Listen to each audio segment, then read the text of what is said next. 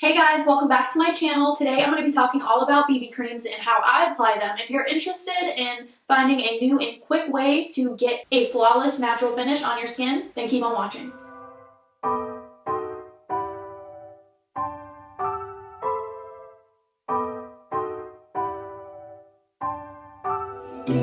Before we get started, I do want to say that this video is sponsored thanks to Everglam. I'm really excited to share this product with you guys. With that being said, let's jump right into it. So BB creams are commonly known as beauty balms or blemish balms.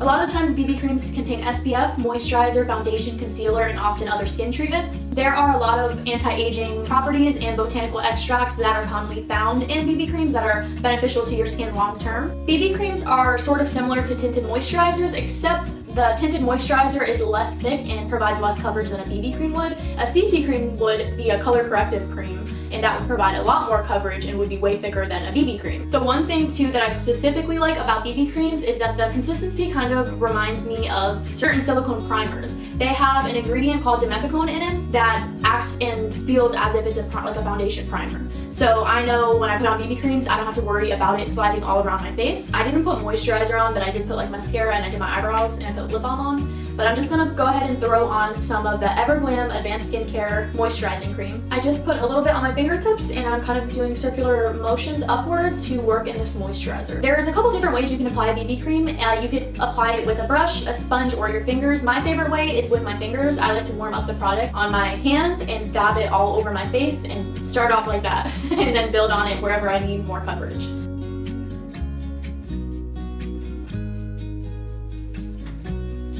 Don't forget your neck. And I just like to take my middle finger and just pat it in.